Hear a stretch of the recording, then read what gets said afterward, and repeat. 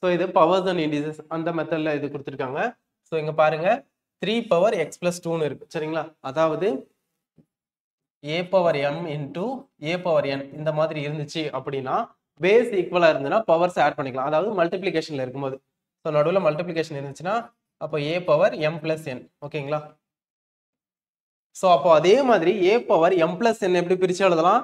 a power m into a power n எழுதலாமா? So அதே மாதிரி தான் இங்க 3 பவர் x பிளஸ் 2ன்னு இருக்கா, அதை நம்ம எப்படி எழுதலாம்னா 3 பவர் x இன்டூ 3 பவர் 2ன்னு எழுதலாம் ஓகேங்களா.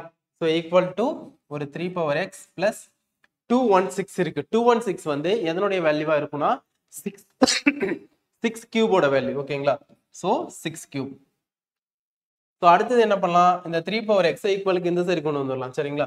ஸோ 3 பவர் எக்ஸ் ஈக்குவலுக்கு இந்த சைடு கொண்டு வந்தோம்னா நமக்கு என்ன கிடைக்கும்னா 3 power X into 3 power 2 minus 3 power x equal to இந்த 6 இருக்குல்ல 6 எப்படி எழுதலாம்னா 2 இன்டூ 3ன்னு எழுதலாம் சரிங்களா.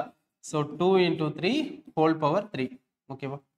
ஸோ இப்போ இதுல இருந்து இந்த ரெண்டு டேர்ம்ல இருந்து என்ன காமனா எடுக்கலாம்னா 3 பவர் எக்ஸை காமனா எடுத்துடலாம்.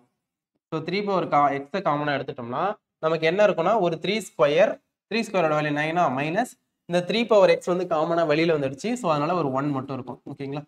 இப்போ a into B whole power ஒரு m இருக்குது சரிங்களா.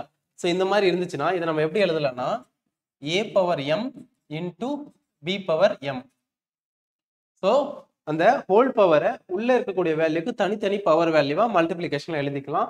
ஸோ அப்படி பார்க்கும்போது 2 பவர் 3 இன்டூ 3 பவர் 3 ஸோ அப்படின்னு சொல்லிட்டு இந்த வேல்யூவை பிரித்து எழுதிக்கலாம். இப்போ 3 power x equal to 9 minus 1ஓட வேல்யூ 8ன்னு வரும். ஸோ 8 வந்து இந்த சைடு மல்டிப்ளிகேஷன்ல இருக்கும், இந்த சைடு கொண்டு போனோம்னா டிவிஷன்ல மாறிடும்.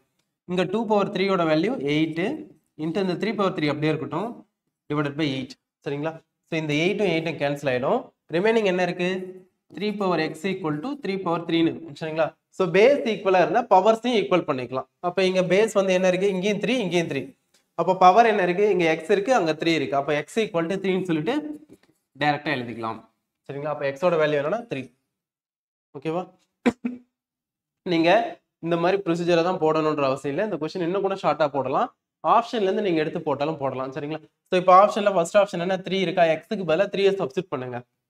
அப்போ 3 பவர் 5ன்னு இருக்கும். இந்த சைடு 3 பவர் 3 பிளஸ் 216 3 பவர் 5ஓட வேல்யூ 243 ஓகேங்களா. 3 பவர் 3ஓட வேல்யூ 27 பிளஸ் ஒரு 216 இது ரெண்டுத்தையும் ஆட் பண்ணுங்க 243ன்னு கிடைக்கும். அப்போ ஆப்ஷன் ஏ தான் கரெக்டான ஆன்சர் சொல்லிட்டு நீங்க போட்டுடலாம். ஸோ பவர்ல பெரிய பெரிய நம்பரா போடும்போது நமக்கு வந்து அந்த பவர்ஸ் கண்டுபிடிக்கிறது கொஞ்சம் கஷ்டமா இருக்கும். அதனால நீங்க மோஸ்ட்லி ப்ரொசீஜர் படியே போகிறதுக்கு ஃபர்ஸ்ட் ட்ரை பண்ணிடுங்க. ஸோ அடுத்த கொஸ்டின் இங்க என்ன சொல்லியிருக்காங்கன்னா இது ரீசனிங் கொஸ்டின் சரிங்களா. So arrange the digits of each of the given numbers in ascending order and find the smallest சரிங்களா. ஸோ என்ன பண்ணணும்னா இதுல இருக்கக்கூடிய நம்பர்ஸ்லாம் அசெண்டிங் ஆர்டருக்கு நம்ம கன்வெர்ட் பண்ணணும் ஓகேங்களா. ஸோ அப்போ 4 3 5 இருக்கு, அது அசெண்டிங் ஆர்டருக்கு மாத்தணும்னா என்னவா மாறும் 3 4 5ன்னு மாறும் ஓகேங்களா. 8 7 6 அசெண்டிங் ஆர்டருக்கு மாத்தணும்னா 6 7 8ன்னு மாறும். அடுத்து 9 23 அசெண்டிங் ஆர்டர்ல மாத்தினீங்கன்னா 2 3 9. அதாவது அங்க இருக்கக்கூடிய அந்த 3 நம்பரை ஷஃபிள் பண்ணணும். எப்படி ஷஃபிள் பண்ணணும்னா அசெண்டிங் ஆர்டர்ல ஷஃபிள் பண்ணணும். ஃபர்ஸ்ட் சின்ன நம்பர், அடுத்து பெரிய நம்பர், அதுக்கடுத்து அதை விட பெரிய நம்பர். இப்போ 5 7 4ல 4 5 7 ஓகேங்களா. ஸோ இப்போ இதுல இருக்கிறதுல எது சின்ன நம்பர்னா இதுதான் 239. அப்போ 239ஓட ஒரிஜினல் நம்பர் என்ன 923. ஸோ அதுதான் ஆன்சர்.